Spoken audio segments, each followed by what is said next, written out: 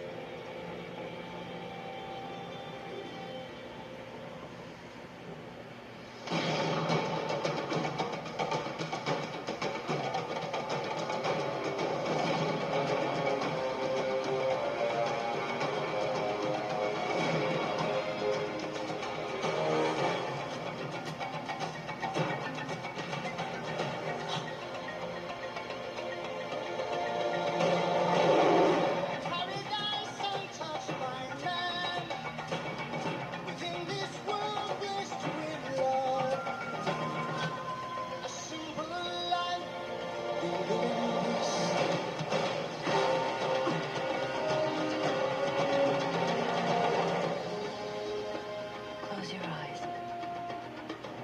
Now forget what you see. What do you feel? A dream is gone, but where there's hope, somewhere something is calling for you. 2 worlds, 1 family.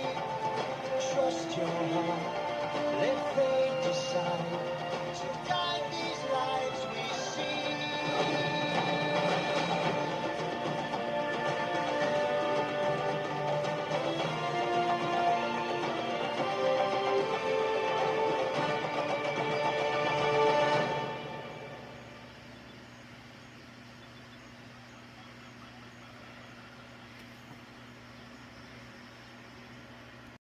I mean, that's pretty much a perfect sum up of what the movie is. Great Phil Collins music, really stylized animation, really good blending of 2D and 3D animation together. I mean, what more do you have to say about this one? You basically have a film that is basically, the story is pretty much your typical origin story for Tarzan. It's about the life of Tarzan. Tarzan was a small orphan who was raised by an ape named Kala, played by Glenn Close, since he was a child. He believes that this was his family, but on an expedition, Jane Porter, played by Minnie Driver, is rescued by Tarzan, played by Tony Goldwyn, and then he finds out he's human. Now Tarzan must make the decision as to which family he should belong to. And I gotta say, it took me a long time to finally see this movie in full. Of all the Disney animated movies that I got to see, I didn't see this one until The Legend of Tarzan came out in 2016. I mean, that was how long ago my first experience with this movie was. This one took me the longest time to get to, mostly because when it first came out, I wasn't really all that interested in the concept. I was 10 years old, and I was looking at it, was just kind of like, it wasn't for me. And it was a Disney movie, too, but it was the one I was kind of like, I really wasn't that into it for a long time, so I didn't really want to go see it. But as time went on and everyone kept praising it over the years, I've been trying to find a way to watch this movie, so I finally did.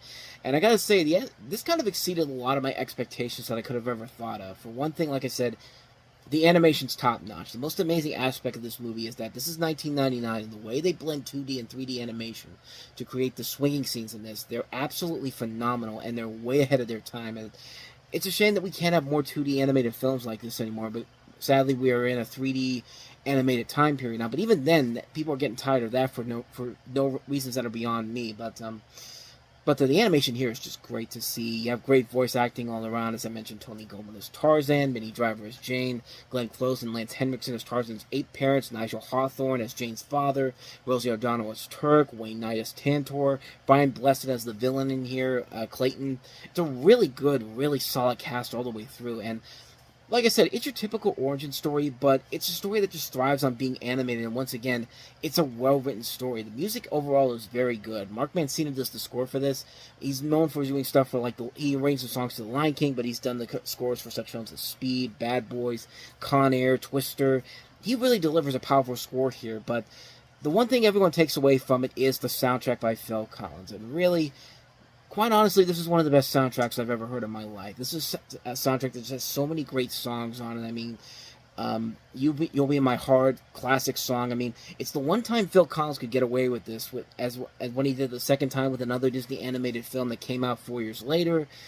not so much. But we'll eventually get to Brother Bear when we get to 2003. But maybe the biggest flaw of the movie is the villain, and that is Clayton, played by Brian Blessed. He's a great voice actor, and he does fit that role very well, but it's his motivation. The biggest problem with the character is that he's basically here to be the stock Disney villain who's only the villain because he's greedy and he wants money. He's basically Gaston from Beauty and the Beast if you took the comedy value out of him and just made him a bland villain. And Disney had a couple of these villains coming around over the next couple of years. Atlantis had a villain that was pretty much the same thing too. He was just evil because he was greedy and wanted money. Like it was something that they had around this time period. But you know what?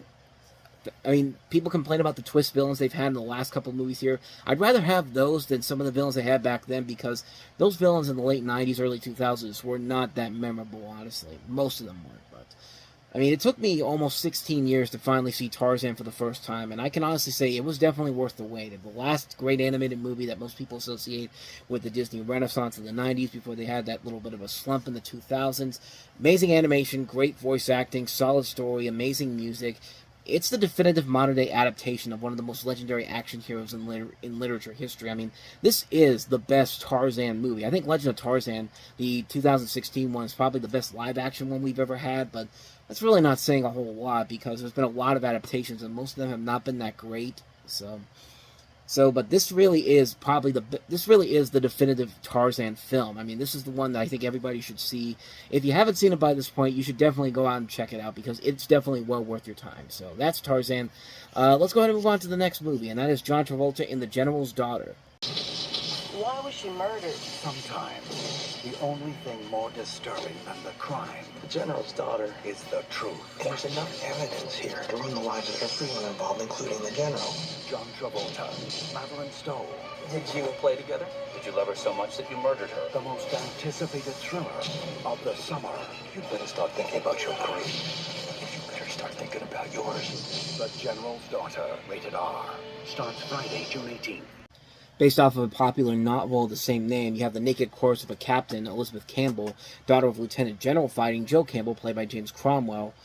He's found staked out at the urban warfare range on Fort McCallum, and an Army CID detective and ex-lover Paul Brenner and Sarah Sunhill are called in to investigate. Brenner is played by John Travolta, Sunhill is played by Madeline Stowe. They find themselves wrapped up in a maelstrom of sexual impropriety, good lord, and misguided face-serving. And this is directed by Simon West, and who also did Con Air before this, and it features a pretty solid cast overall. I mean, I mentioned John Travolta, Madeline Stowe, James Cromwell, Timothy Hutton, Clarence Williams III, James Woods. I mean, this is a really good cast overall here, but surprisingly, this is not that great of a film. I mean, I really was looking at this, and like, it was a massive hit when it came out. I guess the book was that popular enough, but I guess what they were trying to do is try to set it up like the Harrison Ford, Jack Ryan movies, Clear and Present Danger, Patriot Games, but those stories were much more intriguing and much more interesting, not just for the fact that they had a great actor in Harrison Ford in the leading role, but there was actually a hook to it. But this, it's kind of a generic mystery, honestly. You don't really get that much investment in it when it's all said and done, and the big twist in there, you could pretty much figure it out right from the get-go what exactly happened, and it just didn't work. I just didn't feel like it worked all the way through for me. And I give him credit for at least trying to do something unique, trying to do something here. But other than that, though, it's just not that engaging. It's not that well made. It's a movie that's really lackluster and has a death scene that's really out of nowhere insane. Like, it's ridiculous how gonzo nuts this gets for no reason whatsoever, and it completely ruins the tone the movie was setting itself up for from the beginning. And I think that's what a lot of people really turned against the film, and honestly, I can't imagine why that would be the case. But maybe that's not what I want to say. I mean, I don't know what I want to say right now, but let me try to rephrase this again. I think that's the point where everyone goes, you know what? Screw this, we're out of here. We can't take this seriously. And I think that's the moment where everybody says, yeah, let's just you completely ruined this by doing that. It's just like, yeah, it just didn't work. The movie itself is not engaging. The mystery is not there. It has scenes that have no purpose of being in this film. It's just a missed opportunity on so many levels because the content is there. The stuff in there that works does work very well, but you got all these other things in there that just can't really succumb to something really enjoyable here, and you just can't really find anything anything of value to it. It's a major missed opportunity. It's a shame because, I mean, it sounds like an idea that could work for an engaging mystery if we didn't have an idea of who it was right from the get-go, and that turns out what it ends up becoming in the end. It's just a major missed opportunity on so many levels, The General's Daughters. So, with that said, on to the last film, Franco Potente in Run, Lola, Run.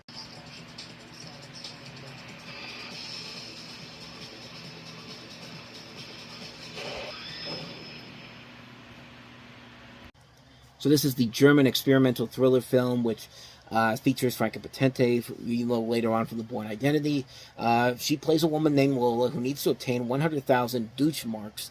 I think I'm pronouncing that right. That's their currency in Germany. In 20 minutes to save the life of her boyfriend, Manny, played by Maurice Bibitru.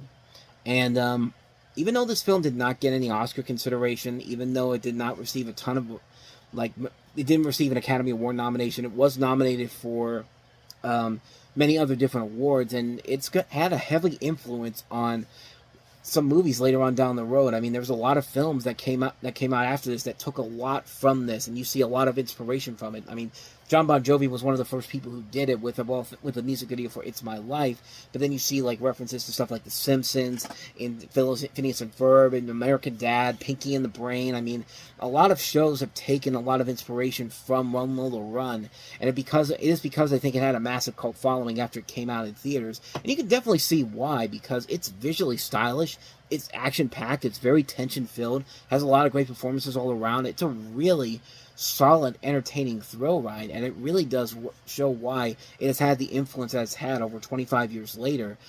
It's a really good film. I highly recommend checking it out if you haven't seen it already, but I mean, you probably should see it because of all the inspirations that have come since its release. I mean, it's really worth a watch. I'd highly recommend checking it out. Run, Lola, Run.